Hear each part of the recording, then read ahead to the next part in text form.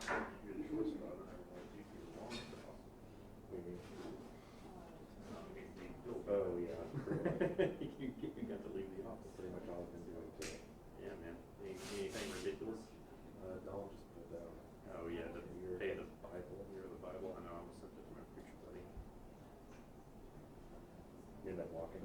I did. I actually was like, I forgot it was this building like the closest one. I was like, forget this. It'll take me longer to park. Yeah, there you go. Now that you know, baby free. Yes. Yeah. Even it was still good for me to walk even when I was pregnant, but I didn't have to worry about getting run over by cars. Sure. Yeah. You're more agile. Yes. I can run. I took a pre-O yoga class and there was still a woman that was running like 5 miles a day at like 36 weeks. Her doctor finally told her she needed to stop. Safety of her child.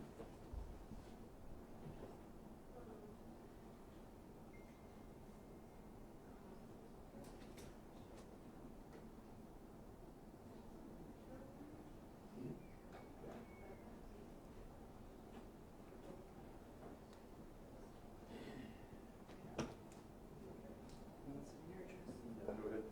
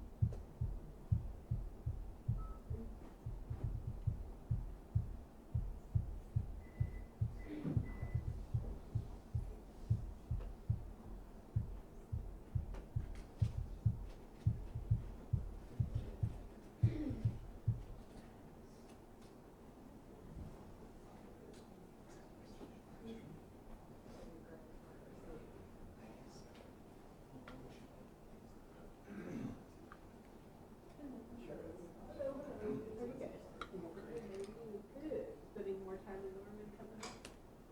You probably coming up. Oh, I didn't even see. Oh, here. Yeah, I was busy doing something else. Good to know that. I'm telling you. Yeah.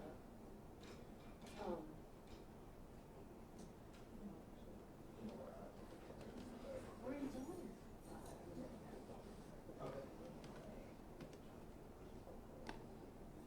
Okay. Is that an NPR station? Oh, congratulations. That's a huge Yeah. step up. Yeah. Yeah. Are you gonna like house housing and stuff up there? Yeah. Yeah. Yeah. I always just look at the traffic. I just don't think I can tolerate. Well, I really live like really close to the station. Oh, okay. So you already got up in Easter? March. Okay. Yeah. Okay. So you've already found housing and everything? Not quite. Okay. Working on that, but yeah. Will it be a roommate situation? I don't.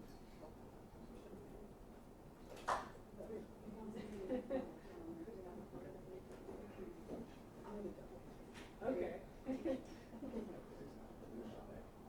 I don't know, we'll see. Miss you, but Yeah. it sounds like it would be a really good opportunity for you. I hope so. You know. Yeah. Are you from California? Okay. To be closer to them then? No, I think. Okay. Oh, okay, so your parents don't live here? No. Nothing you haven't Probably seen Oh, before. okay. That's okay, I'll take her to bed. I realized that I had to take my own pictures. My own pictures. Yeah, Or, yeah. like, Yeah. Yeah. Oh, that's really exciting for you. Did you be here? So are you like a contract with them together? About a year or two? No, so I don't work for NPS, I work for another station. Oh, okay. So I'm not at like NPR West, so I'm like, Yeah. like their, version of. Yeah. No, it's not a contract. Yeah. Okay. Yeah, that'll I think. They pay money into it. You pay money into it, yes, but there's like. Back to the Chicago. Well, there's contract. Yeah, there. So. We're gonna totally help you guys do it. Sorry. But yeah. there's like, Your beard, prefer the cat on the Yeah. floor. Yeah. You're, Yeah. you know about? so, Yeah. yeah, I don't know, I mean, it's gonna be different. Oh, wow. Wow. Yeah. Do you really know? I will. Yeah. Exactly. Let's see. We have all the information for you guys on the back table. Oh.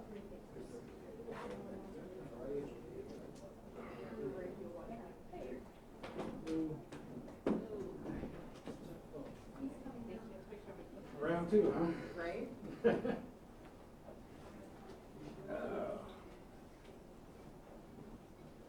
Some familiar graph stuff.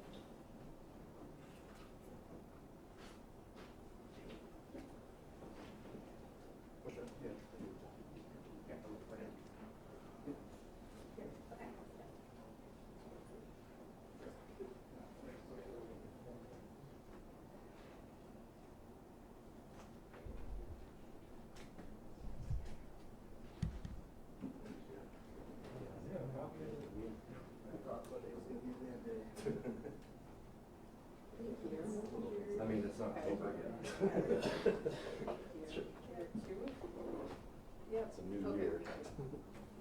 Assume they're different instead of three handouts. Yeah.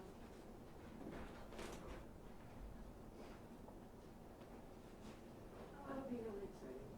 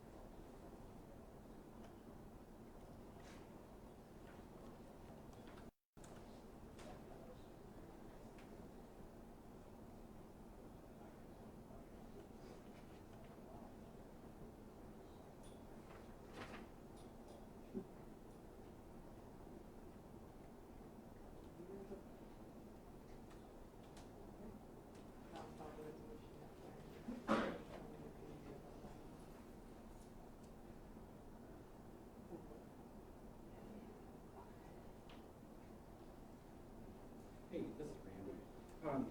I see a policy about to do a bit of that. Okay.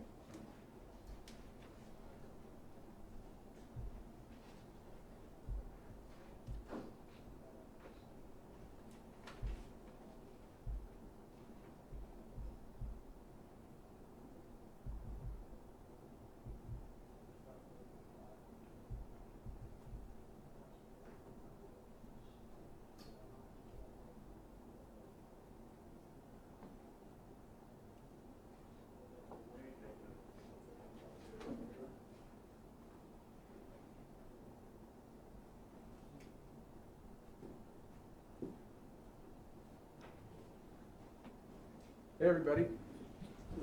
John, are you? Good.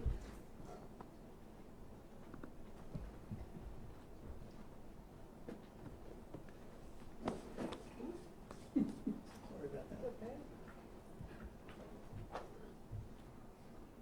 everybody ready? Okay. Good afternoon. Thank you all for being here.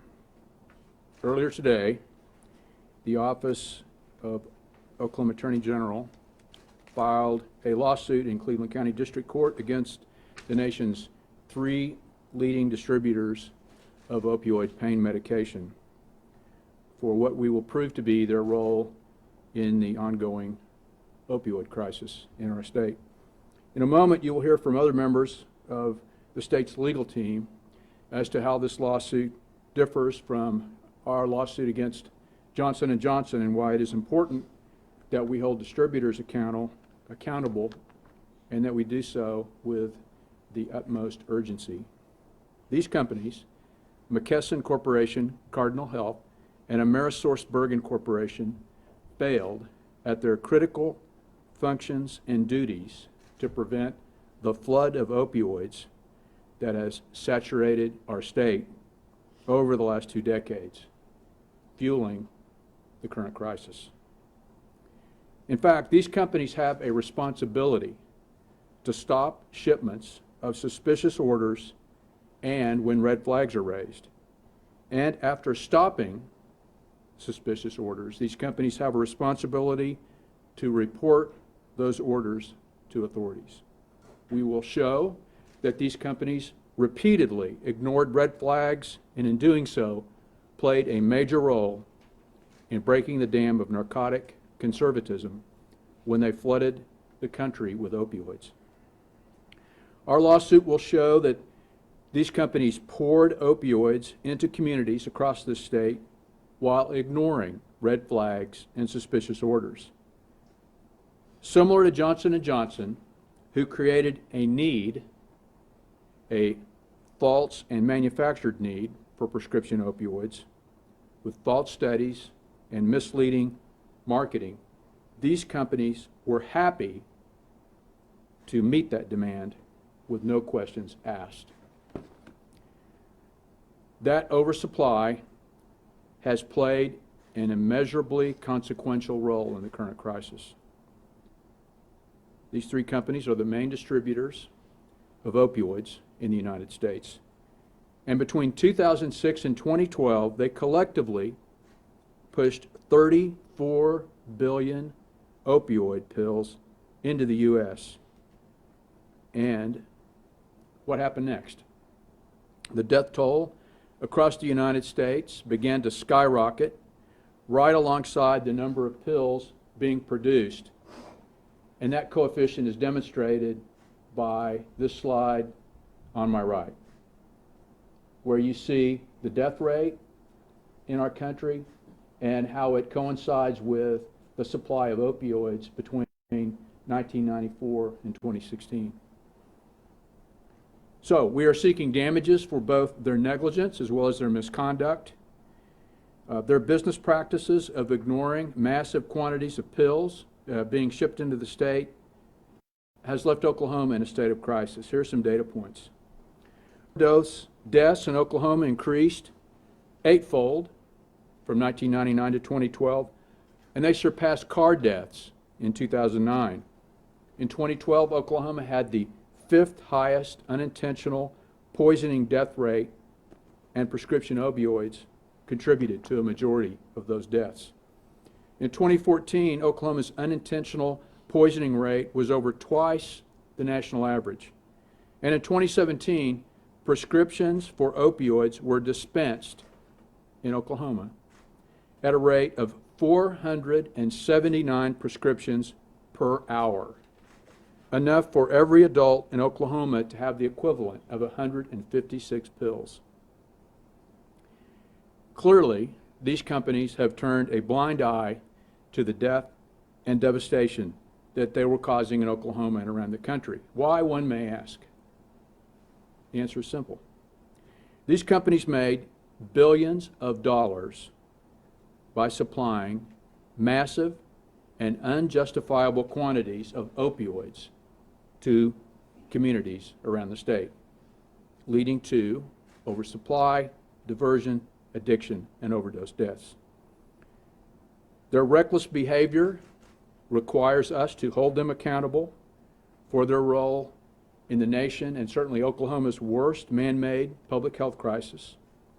We will show how they skirted the rules to line their pockets, and even when they were heavily fined by the authorities and told to stop, they doubled down and kept shipments rolling. For them to deny culpability and continue to shift the blame and the expense for failing to protect Oklahomans is unacceptable. They need to pay for the destruction that their greed has caused. So we all know that doing the right thing is sometimes not easy, but it can be done. And I want to say that we saw a perfect example of a responsible corporate citizen last week in our settlement with Endo Pharmaceuticals. When Endo recognized what was going on, the company changed executive leadership, proactively worked internally and with stakeholders to find a solution, not a cover-up, as we've discovered with numerous other companies that we've dealt with in our litigation. When we were investigating Endo, their CEO came to Oklahoma to meet with us personally. That is being a good, responsible corporate citizen. What's not considered doing the right thing is ignoring red flags and viewing fines by authorities as just a cost of doing business. All three companies have paid hundreds of millions of dollars to settle lawsuits and fines from authorities for failing to monitor suspicious orders of opioids. Since 2008, just since 2008, McKesson has paid $163 million in fines for its failure to report suspicious orders, including a $150 million settlement with authorities, a record for a distributor. Since 2008, Cardinal has paid nearly $100 million in multiple actions relating to its improper management and distribution of opioids to pharmacies around the country. At one point, authorities found that Cardinal's own investigator warned the company against selling opioids to 4 pharmacies in Florida that had requested a 241% increase in only 2 years. Cardinal did not notify authorities, did not notify law enforcement to cut off the supply. Instead, the shipment of opioids to that pharmacy increased. And finally, AmerisourceBergen has paid $16 million as a result of the diversion of prescription opioids. In 2007, the company actually lost its license to send controlled substances from one of its distribution centers for not controlling shipments of prescription opioids.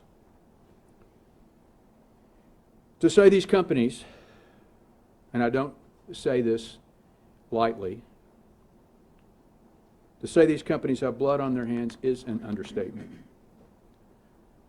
So, although we don't have an exact number on the damages that we'll be seeking from these companies, that'll be determined as we proceed in this case and as we uncover evidence. But one thing is for sure. Just as we hold individuals accountable for their bad actions, we've got to hold these companies responsible for what they've did, for what they've done, and for what they need to do to fix this mess, to help address this crisis, a crisis that has ripped families apart and literally destroyed entire communities. So I thank you all for being here, and I now want to allow some of the other members of my team to present. So first, Brad Beckworth with Nix Patterson. Brad. Thank you, General. Thank you all for being here today. When we started our trial back in May of 2019, last summer, one of the things we talked about was doing what is right, and also the fact that Oklahoma is in a crisis that has to be abated, and that we had to get our hands around this terrible scourge that we have and get it going in the right direction. And General Hunter, from the moment we started working on this problem, has always given us a mandate that first and foremost we had to try to fix the problem that we still see lying ahead and get going on the right track here in Oklahoma. Part of what he did to do that was to start the opioid commission that he convened. And for those of you who remember the work that came out of there, General Hunter convened the private and public sector, a truly bipartisan group, to come together and work to try to fix this problem here in Oklahoma. And the state has made some remarkable progress and remarkable results coming out of that. Key legislation being a major part of it, but also just getting people who may not normally work together to come together and try to fix the problem. But there was one part of that group of leaders that General Hunter called together that was noticeably absent at all stages of it. And that was the folks that actually caused the problems. You heard us in the Johnson & Johnson case talk about them and them never being there. And we know the evidence in that case showed that they were behind producing the majority of the product that comes out of this country, something they had hidden behind through other company names, but something they were directly behind, which is why we focused that part of our case on getting them to abate the nuisance. But there were others.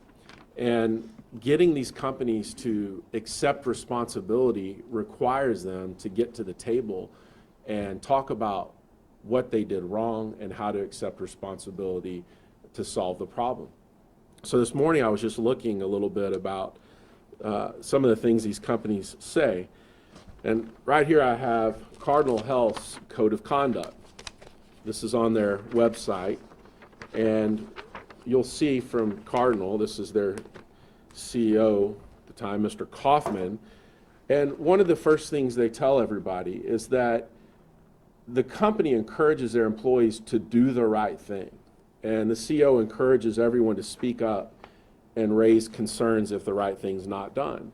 And one of the promises that they made was that they can be trusted to do the right thing. And when it comes to the idea of distributing narcotics here in the country, they talk about why it matters. And they say, we provide products and services that have the potential to save, or if misused, to harm lives. Well, we know now, and they knew throughout this crisis, that the drugs they were distributing weren't just harming people, they were killing people. And not just a few people, but thousands and thousands and thousands of people every week. They go on to say that to do the right thing, you have to comply with the policies and the laws that cover the products they distribute. Just like Cardinal, McKesson has a code of conduct that says similar things.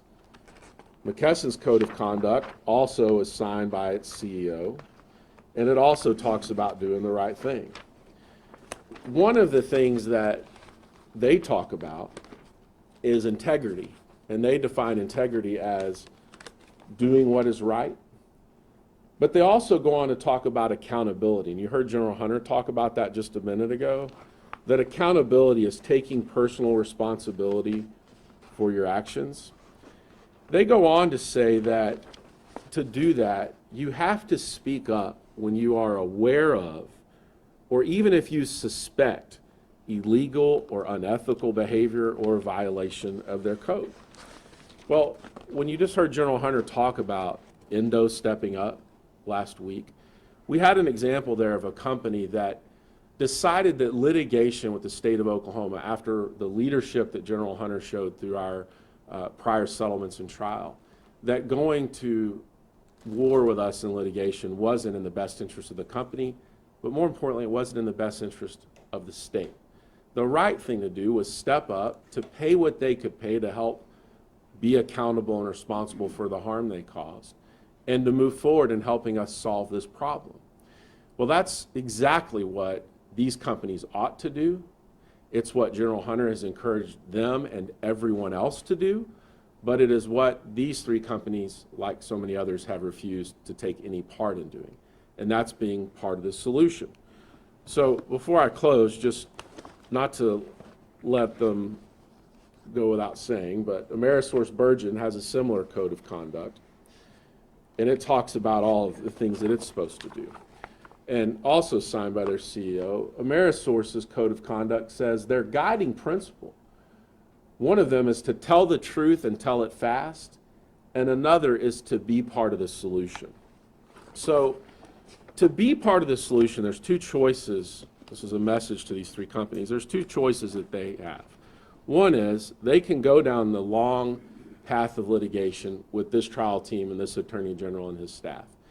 I think we've proven here in Oklahoma that we're up to that task, that if you want to go to trial with us, we're fine with that. We fear nobody. We know that we'll do the work. We know that we'll do it right. We will spare no effort and no sacrifice to take care of the citizens of this state and to hold these wrongdoers accountable. But there is an easier way, and that easier way is to step up and accept responsibility, to live by your code of conduct. And one of the things that we see from McKesson speaks really true. One of the things that they say as part of their code of conduct, and it's here on page 5 if anybody wants to look it up, says one of the things they have to do is to cooperate with investigations. Always provide accurate information. Do not make untrue or misleading statements. Do not encourage anyone else to do so. And it notes that government agencies may be requesting information and cooperation in investigations. Well, they certainly have that here. So we filed this case today, and one of the paths that can happen is to bring a bunch of big city lawyers into Oklahoma and spend tens and tens and tens of millions of dollars to hide the truth, to label every document as secret and confidential and top secret, and to bring people in here and have a bunch of lawyers object and make sure that the citizens of the state never hear the truth. Another way is to fully cooperate with this gentleman, General Hunter, to bring people in here to tell the truth, to open their books, to come forward with straight honesty and admit what they did wrong, and step up and accept responsibility to fix the problem. There's two paths, and we're ready for either one of them. Thank you. Thank you, Mike.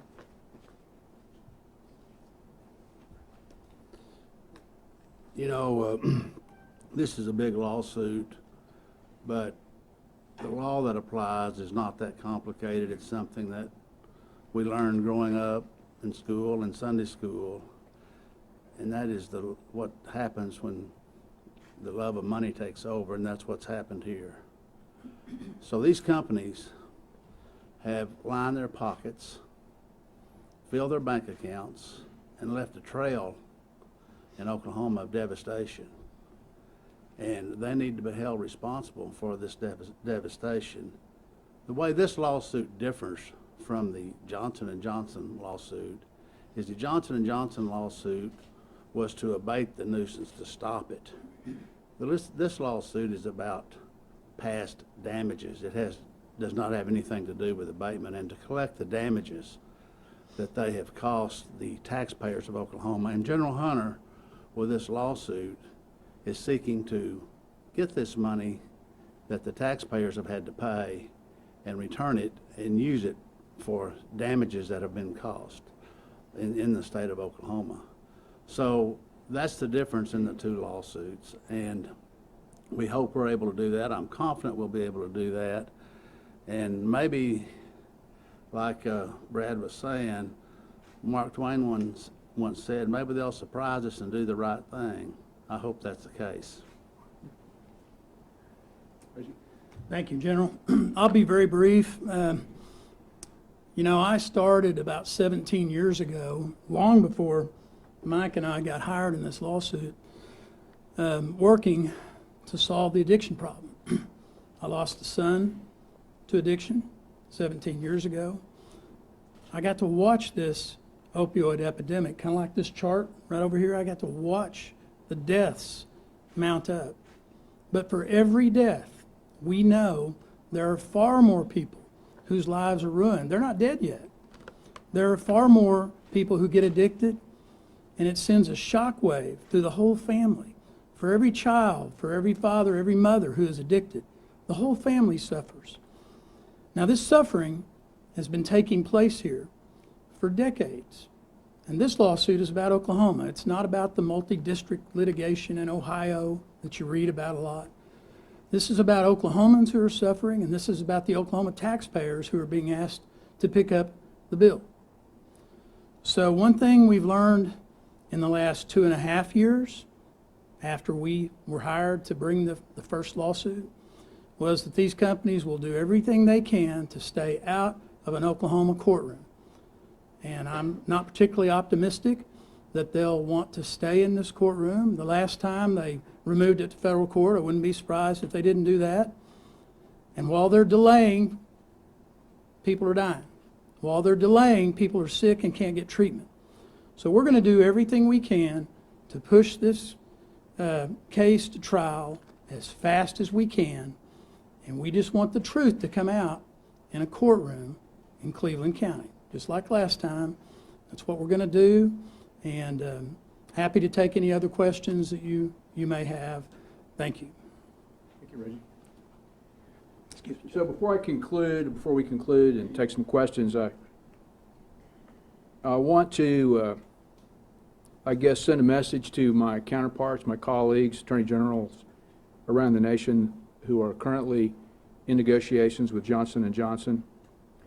It is disheartening and concerning to me to hear that Johnson & Johnson is continuing this false narrative that their 1% share of the opioid market is their level of accountability and responsibility in these negotiations.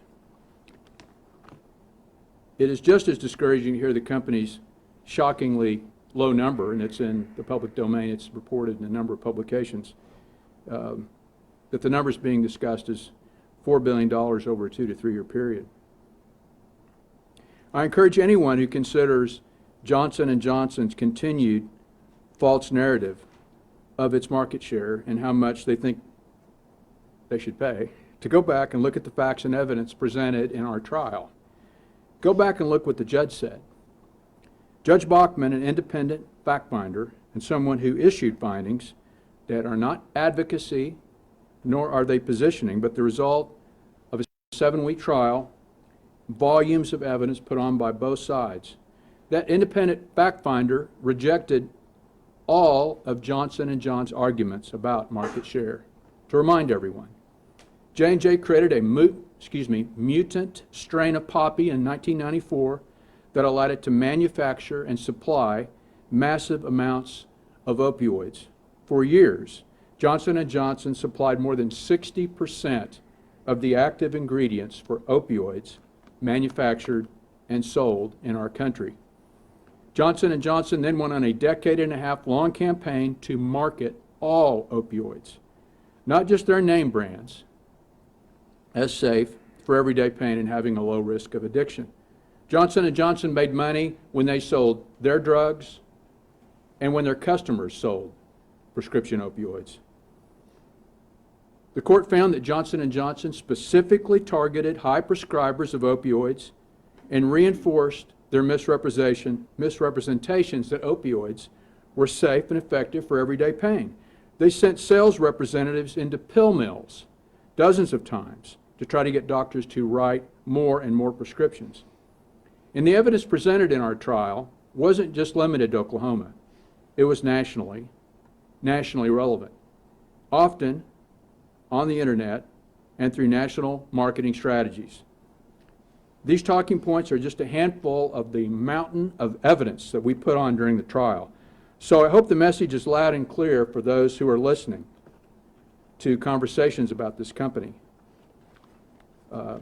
So we've also distributed a summary of half a dozen studies that are in the public domain. And there is, of course, these studies all have a different scope. They have a different approach to analysis, but there's almost a haunting synthesis of the amount of money that's needed to help the country deal with the crisis. And that synthesis of these studies, you'll see from these summaries, is around $500 billion for the country. So, to give that some context, I know it's jarring to talk about numbers of this magnitude, but they really are given credence, our numbers, our requests for relief in the Johnson & Johnson case, almost $7 billion over 10 years to abate the crisis, almost $10 billion over 15, $12.6 billion over 20, and then 17 plus billion over 30. So these numbers correlate with, again, the results of these studies. And our approach in this lawsuit, again, we're trying to, in a way that's proportional to the epidemic, we're trying to hold these companies accountable in a way that is related to their conduct within the state, and then deploy these funds for rehabilitation and treatment, education and prevention, and of course assistance to law enforcement. So, at the end of the day, that's where we need to end up. That's been the approach to this litigation. It will continue to be the approach. We're eager to sit down and get these cases settled. But if you're going to take the position, which Johnson & Johnson has done repeatedly during trial, to say that they have absolutely no responsibility for the epidemic in this state, that is no way to resolve the issue in this litigation. It's disappointing. We're hopeful that these three companies are going to take this seriously and are going to demonstrate the responsibility to take responsibility and to show accountability as Endo did recently. So I'll close with sort of a rhetorical rejoinder. I don't understand how you can sit in a corporate suite while your company is oversupplying the country, and I guarantee you those CEOs had this data, and to see that death rates are absolutely correlating with oversupply and being able to live with that. You know, being able to justify it by the fact that you're making billions of dollars, good return for your shareholders, but you're clearly providing a product, you're engaging in commerce that's killing and addicting people. So that's something I don't understand, and I'm not sure I ever will. So with that, we'll be happy to answer any questions. Mr. Attorney General, you mentioned you want these companies to do the right thing and pay for past damages. Is there a specific dollar figure you think would cover those damages, and if so, you know exactly kind of where those would be distributed to? Well, there is a benchmark for these companies. You know, they settled with 2 counties in Ohio for a number in the hundreds of millions of dollars. So the population in those 2 counties is, I think, about half of Oklahoma's population. So that's a good place to start. So that's about 260 million for those 2? So there's a multiplier there. 4 million people in Oklahoma. There's, I think, about 1.7, 1.8 million in those 2 counties. So it's hard to overlook that as a precedent. Have I get the impression other people have sued them already over this? Yeah, they're the defendant in multiple lawsuits around the country, no question about it. Other questions? Can you briefly explain what laws you're alleging they're breaking? So our petition indicates and inventories a number of causes of action that relate to their responsibility, and so I would just refer you to the petition that we filed today. It's the best way to authoritatively answer your question. You mentioned that there... Right here and then in the back. You mentioned there needs to be some personal responsibility in addition to corporate responsibility. Are you planning on suing any of the doctors who overprescribed the drugs, like civilly?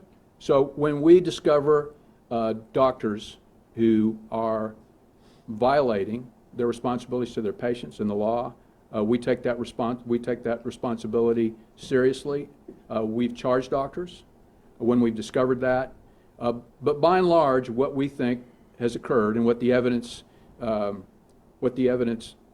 before the court last summer indicated was that this was a massive brainwashing exercise where highly credentialed people in the medical community were paid hundreds of thousands of dollars to go around the country and convince their colleagues to prescribe opioids for chronic pain. I can't say enough about the medical community in this state, how they've stepped up in the last few years to calibrate their behavior, to pass laws, to ensure that responsible prescribing was occurring. So when we see doctors who are breaking the law, who are acting in reckless disregard of their patients' health, we'll hold them accountable, and we've done that. Other questions?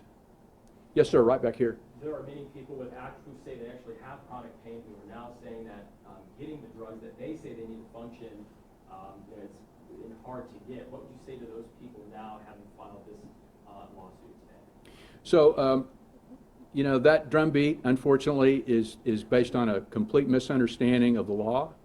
I think, unfortunately, there are doctors out there who either misunderstand or are misrepresenting to their patients what the law is. So simply put, there are patients on two ends of the continuum. Surgical pain, after surgical pain, opioids are appropriate for that kind of acute pain. Opioids are appropriate for end-of-life pain. And so those are the two areas that are really indisputable. So short period of time for acute post-surgical pain, and then appropriate for palliative care. So in the middle, if you have a patient for whom opioids is the only treatment that is responsive to their condition, you as a doctor have complete authority and latitude, as long as you document for that patient that you are prescribing opioids because there's no alternative. Again, this idea that this is in any way interfering with the doctor-patient privilege is just a false narrative. And it's unfortunate that pain patients are being told that the law is precluding them from getting the treatment that they need. Do you think more doctors are afraid to prescribe with the lawsuits and stuff like that that have been filed in recent months?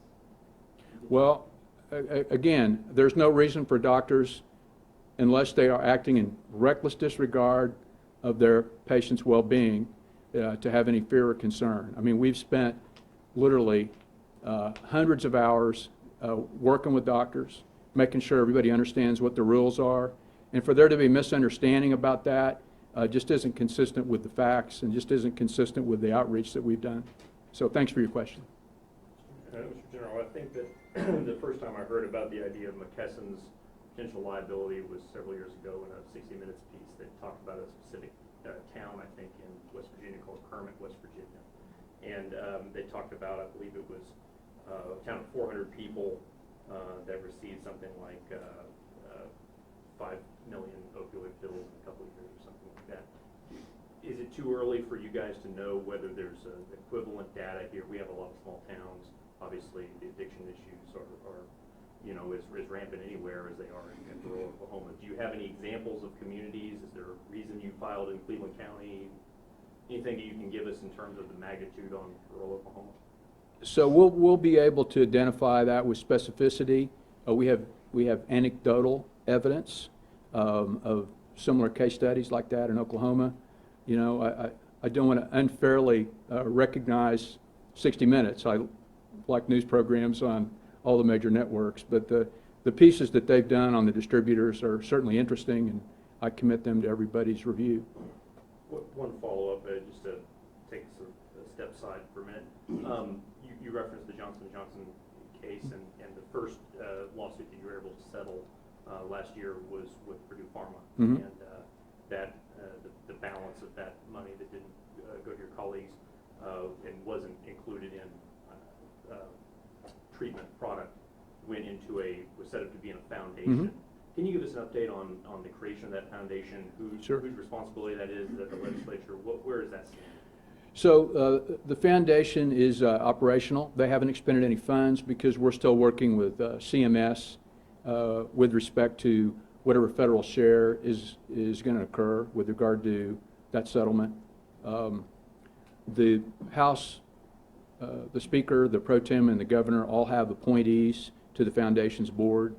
So pending, again, getting a resolution with CMS, no money's been expended, and it was just important for us to finalize those before any funds got expended or green-lighted from OSU. And again, you know, Purdue is in bankruptcy, and so as we were in negotiations with them, we had to be creative because the opportunities, the options were zero or something that would benefit the state. And it was important to approach it the way we did by endowing a national center at a medical school here. It not only benefits the state, but it's going to be a benefit to the rest of the country. And you know, I think what's resulted in months subsequent to that, with Purdue declaring bankruptcy, you know, the state is the one political subdivision in this country that's gotten something, as opposed to what happens to the rest of the states and the rest of the cities and counties. I mean, the result may be zero. So thanks for your question. Thank you. Did I Yeah, understand Randy. You said earlier to me, you expect to be around about $500 million that you'll be seeking for this. Well, all I'm saying is I think it's difficult to ignore the settlement with the two Ohio counties. Okay. And their population, I think there's a multiplier there, 1.7 to 4 million here in Oklahoma. So I think it's difficult to ignore that settlement in Like these 260 discussions. million? Pardon? This was $260 million settlement? I think that's correct. In excess of $200 million for those two counties. But not anywhere near the $17 billion that you sought from the manufacturer. That's correct. And if you did settle or win trial, can you tell us exactly where the money would go, certain agency or fund? So settlements or judgments are going to be deposited in the fund that we set up with the legislature and the governor this past summer. So there's a separate fund. It's earmarked to deal with the opioid epidemic. That's where the endo money will be deposited here shortly. And so that money, with you know, the thoughtful review of the legislature and state agencies, will be deployed as we receive it. Are you seeking a bench trial or a jury trial? We'll be making strategic decisions like that as discovery and pretrial procedure progresses, but it's a consideration. And why did you file in Cleveland County? Well, we filed in Cleveland County because, again, we think we think that it is in a representative demographic for the rest of the state. It has both urban and rural areas. We think highly of the court personnel. Our ability to conduct that trial wasn't just gravity. The courthouse and the county officers were incredibly helpful to things going smoothly. And again, there's no reason to forum shop here. Our view of Cleveland County is consistent with decisions that we made at the outset, that it's a good representative county with respect to the rest of Oklahoma. It has both urban and rural areas, small towns. So our consideration, we think, was appropriate then and appropriate now. And I'm sorry for my ignorance. Has Johnson & Johnson officially appealed that verdict? Oh, yeah. Do you have an update on the time frame for that? I didn't look before I came here. So we have a briefing schedule, Judge, or Well, Brad? right now, we're working on completion of the record. That has to be done before the briefing schedule starts. And on completing the record, we hope to have that done shortly. There's no set time period on it, and then that will kick off the briefing schedule in the Supreme Court. Thank you. And I think the Supreme Court retained jurisdiction. They did retain, yeah, that's one, in Oklahoma, the appeals go to the Supreme Court and are normally sent to one of the courts of appeals in Oklahoma County or Tulsa. In this case, both sides filed a motion for the Supreme Court to retain jurisdiction, and the Supreme Court did retain jurisdiction. So that'll cut some time out of the appeal because, you know, the decisions of the Court of Appeals are usually has to be reviewed by the Supreme Court of Oklahoma on cert. So that's where we are. Thank you, Judge. I got a quick postscript from Brad, and then I'll have just a couple more questions. Well, just to Randy's question, yours about damages, just to kind of lay that out a little bit more. So the Ohio numbers we're talking about were settlements. They have their own damages model and their own set of unique claims there that are, some of them are similar, but some of them are different than what we have in Oklahoma. If we go to trial, the damages are something we'll develop, and anybody's watched what we do in trial, that number may be quite a bit different. And I would remind all of these companies to look at what happened to Johnson & Johnson. Their market capitalization dropped $25 billion when our opening statement was finished on May 28th of this summer. So I just don't want anything to go out on the record about what General Hunter's speaking about as a benchmark from the other cases. We have to look at all of what other states are doing because of the complexity of this whole problem nationally. But the one thing General Hunter has done that no one else has done, I mean, he is the only one who has proven that he's actually willing to not just have a press conference. He's actually willing to sit in a trial and actively participate in that trial to bring justice for the citizens of the state. No one else has ever done that. And if we get to that point, there's no holds barred. At least. Yeah, I didn't intend to imply that the Ohio County settlement is a floor or ceiling, but it's impossible to ignore it as a benchmark. Randy? Some entities out there, government entities, sued like CVS, Walmart, the actual pharmacies. Is that still under consideration, or have you all ruled that out? So we haven't ruled it out or ruled it in. I mean, what we've tried to do is approach this litigation with a view towards, again, getting a settlement where we could, getting funds deployed, but also being successful. So narrowing the issues, taking the approach that we did at trial with Johnson & Johnson, I think proved to be successful. There are different approaches. There are different evidentiary bases with respect to the distributors. So approaching the distributors in a separate trial just made good sense to us. It uncomplicates the issue for the trier of fact. One more question and then we'll conclude. Well, throw this out here.